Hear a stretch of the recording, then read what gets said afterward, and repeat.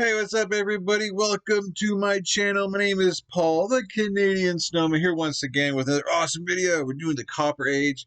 I just did the Bronze Age and the collapse of the Bronze Age. So if you're interested in that, check that out. And I seen this, and like, I actually should have started off with this because actually I probably should have started off with, like the Stone Age, right? Isn't that like the first kind of age? And then goes the Copper Age.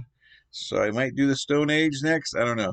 It'd be kind of cool just to get these you know, videos of like doing history. So this is like history of history, right? It's like the first of history. I don't know, but anyways, yeah, Copper Age explained. So pretty much it says Copper as the rise of civilization, and I was thinking the Bronze Age. I thought that was like the rise of civilization. I guess that was maybe kind of the rise of like towns and stuff like that, cities, right?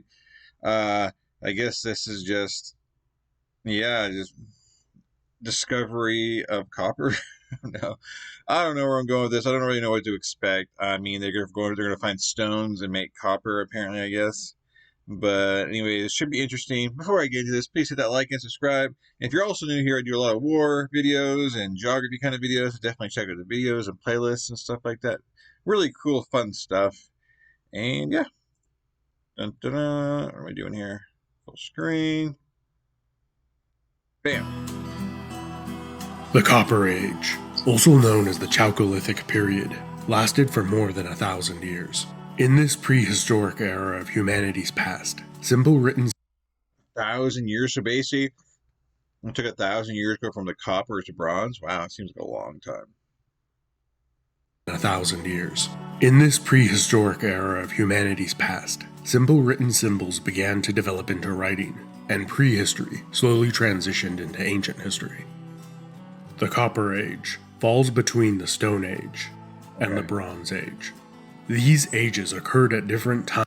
That's cool. So I should have did all this stuff in order because like this playlist is gonna go really weird. It's gonna go from bronze to copper to probably to stone and maybe up to iron. A mistake by me, but anyway, sorry. So I guess you guys can expect me to do that Stone Age and Iron Age, right? The Stone Age and the Bronze Age. These ages occurred at different times in different places, but generally followed the same order of development. From stone to copper, then bronze, and then on to iron. The Copper Age is often called the Chalcolithic, which is derived from the Greek words for copper and stone. This emphasizes the fact that stone tools were still widely used alongside copper ones throughout the period. The line between the Copper and the Bronze Ages is also pretty blurry, as copper and bronze were both commonly used alongside each other as well, and the adoption of bronze occurred at different times in different places. The Age of Bronze saw the rise of humanity's first great empires, like those of Sumer, Akkad, Egypt, and Babylon. The building blocks for these civilizations were assembled in the Copper Age and the Stone Age. Important innovations, like the domestication of crops and farm animals, as well as inventions like the bow and arrow and pottery, occurred in the earlier Stone Ages. These advancements along the technology tree enabled the growth of ever larger settlements. Hamlets grew into villages, which expanded into towns. The largest settlements of the Neolithic period, like Çatalhöyük and Jericho, had populations of a few thousand people. In contrast to these large settlements, which had their time of growth and then decline, Wow, I thought that was like a Bronze Age thing from when we watched the Bronze Age videos. So that's definitely interesting that these settlements were that large back in the Stone Age. I just got kind of pictured like maybe like families of like maybe 20 people, just kind of huddled into their own little areas, around the world kind of thing. And I don't know, like, caveman kind of thing. So I guess this can kind of put things in perspective for me. Most of the other larger settlements that have been discovered from this period seem to have only numbered a few hundred people on the high end. These smaller settlements were far more typical and numerous throughout the Fertile Crescent, especially in northern Mesopotamia. The early farming cultures of the region, like the widespread Halaf culture, practiced a basic form of farming called dry farming that relied on rainwater and good weather. It is So, like, I guess it just blows my mind that we have like history and knowledge of these settlements from 6,000 BC. So that's like 8,000 years ago, man. That's just insane. This is just, I guess, the copper. I'm sure, I guess, the bronze. I mean, the Stone Age goes even farther, kind of thing. Wow. Possibly the Halaf. Like 8,000 years from today, like, how are we even going to exist? This is gotta be living somewhere, some other planet by then, right? Farming that relied on rainwater and good weather. It is possibly the Halaf, or the nearby Husana culture, that was the first to smelt metal, as a few copper and lead artifacts have been found at their sites. There is also around the same time evidence of copper mining in what is now Israel. And in far-off Serbia, there are a few copper artifacts that have also been unearthed, that may be the oldest yet found. There are also very old copper artifacts found from the pre-Harappan Indus Valley, which may indicate multiple places around the world discovered copper smelting independently, just as it appears to have independently developed in East Asia, West Africa, and the Americas a little later. It is important to note that precisely dating any artifacts from this far back in our distant past is extremely difficult, and often the subject of debate. Wow. Whatever the case may be, over the course of many centuries, copper smelting technology slowly improved and spread throughout the greater Near East. So why is copper the first metal age almost everywhere? One reason copper, along with lead and gold, are often the first metal for men to melt is because they are all quite pretty. Copper ore oxidizes and turns many attractive shades of green, which helps it stand out from many less useful rocks. Another reason is its relatively low melting point compared to iron.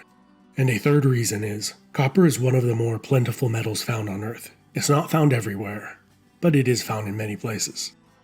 So, like poor North America, man. They have it's not found everywhere. Like nothing. I guess, yeah, nothing's discovered over here. It's funny. But it is found in many places. So, why was copper a better material than stone for many tools? One of copper's key benefits over stone tools has made it difficult to determine exactly when the Copper Age began, and when and where did copper tools first become widespread. Reason number 1, you can recycle it. Copper jewelry could be melted down and reworked into weapons of war. And in times of peace, these could be reworked into farming, construction, or mining tools. In these early days of metallurgy, copper objects were rare and precious. Copper would have been passed down from father to son as an inheritance, and taken away as spoils of war. As copper smelting technology improved, and the population of the Near East increased, many of the earliest copper objects were undoubtedly recycled many times over the generations, which contributes to the limited number of Copper Age finds. Also, the geopolitical situation in that area of the world over the last. That's true. Like, yeah, if it keeps getting handed down, like and reworked, you'll never know when the originally was made, because it could be like centuries handed down and just reworked and reworked. So you know that'd be definitely hard to figure out where, like, something that copper axe or something like that, and could have started off as jewelry, some plain crappy jewelry like 500 years earlier. That's kind of insane. I didn't realize copper was like that. Copper Age finds. Also, the geopolitical situation in that area of the world over the last couple of decades has made archaeological research there quite difficult. Another one of copper's advantages over the wide variety of previously predominant fancy rocks that were used is that it was well balanced between its toughness and ability to hold an edge. Stones like obsidian and flint, which were used for arrowheads and small blades, were very sharp, sharper than copper, but they were also very brittle, which made them prone to shatter. Many of the stones used for axes were tougher, but couldn't hold an edge as well as copper, and were still brittle when compared to copper. Producing a stone blade, or a polished axe, was a very labor-intensive, time-consuming process, which required a great deal of patience and skill, and many hours of chipping or grinding, which could potentially end in disaster. During manufacture or use, a shattered stone would have erased many hours of work. In contrast, Copper, which is more malleable, is far more likely to bend than to break. With a little bit of hammering, a bent copper tool could be quickly repaired, or a severely damaged copper tool could be melted down and recast into something else, or the same thing, and no material would be lost. As copper tools gained in popularity throughout the Near East, less people were specializing in the manufacture and trade of stone tools. Consequently, the quantity and quality of stone tools at Copper Age sites decreased. Because copper tools were more efficient, it freed up more of the population to specialize in other occupations. At the same time as when copper was first becoming more widely used, two more important innovations were introduced: the potter's wheel, which made the production of pottery less time-consuming, and irrigation. Before irrigation, southern Mesopotamia had been sparsely inhabited. The region received very little rainfall. Additionally, the swampy marshlands around the lower Tigris and Euphrates rivers were not ideal for farming, and a few places which were suitable for farming were subjected to regular flooding. Yeah. After irrigation, it became the most densely populated area on Earth. The Samarra culture, to the south of the Halaf, shows the earliest evidence of irrigation.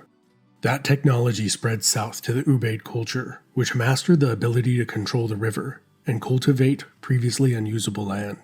The Ubaid population grew rapidly, and either through migration, war, or peaceful cultural influence, their material culture replaced the older cultures of northern Mesopotamia. During the Ubaid period, signs of a ruling class seemed to develop around the temple administrative centers. There, the management of a growing population, food stockpiles, manufactured goods, and livestock were administered. The quantities of these became large enough where a good memory was not enough to keep track of it all. Throughout the Copper Age in Mesopotamia, increasingly complex clay accounting tokens were used. Early tokens came in a variety of shapes and sizes, with meaningful marks on them. Later tokens had pictographic characters. These were used to denote ownership of a resource, like this token, which is believed to represent 10 goats or sheep. Some were also used to label the contents of a container to indicate what was inside. Later, more symbols were added to represent personal names and professions. Writing continued to develop during the following Uruk period. So you can make money. Transactions, contracts, and other types of records began to be kept on tablets. Okay, so this is basically like paper back then, right? I mean, they just kind of use these to write things. I mean, I guess you can make money out of it, right? Copper, I guess, well, you know, people are just going to melt it down, so I guess that wouldn't make sense, but, interesting stuff. I guess, you know, like I say, copper, you can rework it, so there's no point in having like little stones and stuff like that when you can just make it real easy with copper. Okay, interesting. Like the first paper. Well, I guess no rocks. I guess on the walls be the first paper. I don't know. Never mind. Transactions, contracts, and other types of records began to be kept on tablets. Uruk, the city for which the period is named, had a staggering population for the time, estimated to have been as high as 80,000 people. Eridu was another important city of the period. It grew from a small Ubaid settlement into a large city. The later Sumerians believed that Eridu was the first city in the world, and it was the first city to have a king. For more than 2,000 years. Wow, for 4000 BC, Eridu is the first city ever created. Basically that we know of. I mean, I'm sure there could be other cities or some places around the world that just haven't been discovered yet. You know, it's definitely a possibility, like maybe the rainforests and stuff like that. But this is, I guess, the only with the biggest one discovered to date. You know, as far as the earliest one, I should say. Cool. Eridu. I think it's also really just cool. You know, what parts of the world the stuff pops up on. It's awesome. Right. And it was the first city to have a king. For more than 2,000 years, Eridu would be a major religious center, where Mesopotamian kings paid tribute to the city's patron god, Enki. Through trade and possibly war, Uruk's influence spread throughout Mesopotamia and beyond. Mesopotamia's ravenous demand for more copper incentivized longer distance trade routes than ever before. I know I already said this, but in this part of the world, man, like the history is just insane. like when you think of like Europe and stuff, I mean that really only started like 2,500 years ago, like the big history, I guess, of Europe kind of thing. But like over here, man, this just starts back like 6,000 years ago. That's like it's cool. Didn't really think about it that way. Ravenous demand for more copper incentivized longer distance trade routes than ever before. Even in far off Egypt, in the age before the pharaohs, Mesopotamia produced or influenced pottery and artifacts found there. During the Copper Age, the kingdoms of Upper and Lower Egypt fought against each other in many forgotten wars. But the legacy of these two warring states lived on for thousands of years in the ancient Egyptian pharaoh's crown, which was a combination of the crowns of Upper and Lower Egypt. Huh. Even though the pre-dynastic Egyptians knew how to smelt copper by the mid-4th millennium BC, they had no domestic sources of copper, and the nearest source were the mines in the Sinai Desert. Controlling these mines was always a top priority once ancient Egypt's two kingdoms united. Much of the copper ore from the Sinai had trace amounts of arsenic in it, which made it harder. Copper, which contains more than 1% of arsenic, is called arsenical bronze. The addition of arsenic makes copper much harder and stronger. Oh wow. Undoubtedly, the first arsenical bronze was made by accident, because the arsenic. Oh, I totally didn't realize they were gonna go with it's like the best kind of copper, like arsenic. I was thinking, oh, this is like the most poisonous kind of copper, and like, you have to be really careful, or else you're gonna die. That's where I totally thought he was going with this, but okay. Undoubtedly, the first arsenical bronze was made by accident, because the arsenic naturally occurs in some copper ore. But this accident did not go unnoticed. By the end of the Copper Age, arsenical bronze had become standard, as humans figured out that adding arsenic made the copper stronger. This superior metal had the inferior side effect of being extremely toxic. This must have motivated many early blacksmiths to look for a Okay. substitute that wasn't so toxic and also made copper stronger. After generations of experimenting, it was discovered that tin, a much more rare metal, made bronze, which was stronger, harder, and could hold an edge better than any metal that had come before it. Like copper had done before, bronze drastically increased humans' productivity. In Mesopotamia, the Uruk period slowly transitioned into the early Sumerian dynastic period.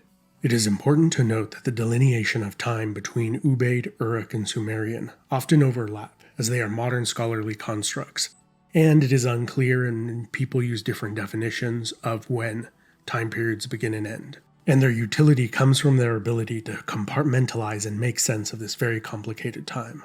The Sumerian period saw larger cities, more powerful kings, and a more developed writing system, where a chronological timeline of historical events can more easily be assembled. To the Sumerians, the Copper Age became a time of myth and legend, where kings walked. I'm sorry, like I'm trying to think of a map right now. Where is this? Like what country is, over here right now? I'm trying to think. I don't know. I need like an actual map on here. I'm sorry. I'm not trying to like, you know, I feel bad now that I should know exactly what country's right here. My bad. With gods, and epic events brought about civilization. As bronze technology spread throughout Eurasia, ancient Egypt lingered behind in the Copper Age for a few more centuries. This video has been sponsored by Copper. If you buy some, you can smash a zinc penny with it. Well, it's kind of cool that Egypt, man. They've been behind when it comes to copper to bronze, but yet when it comes to like, but they were basically like the best of the best, like back in like bronze time period. Like they just had it going on, because you don't really hear a whole. I guess because of the pyramids and stuff like that is a big reason. But when you think way back then, everyone always points to Egypt.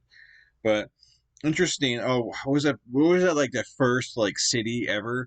Like, is that city like? Is it? It still exists today? I mean, like, is it? Obviously, it's not the same name, but like that one little area, the area, the biggest city. Like, what's it called now? Is that a city still exist, or it's just like nothing there anymore, or is it called? What city is it called now? I probably obviously recognize the name, but anyways, yeah, cool stuff. Copper. I guess every time you find some kind of new metal, you're able to create bigger, better things, stronger things, or you can do more with it, which helps society. And and everything grows pretty much, right? So there you have it, guys. Let me know your thoughts in the comments below. I'm kind of curious, those of you, is this the first time you've ever watched like videos like, copper and bronze, or have you seen this stuff before and kind of just watching along with me? Or is you watching this for the first time with me? That'd be kind of cool.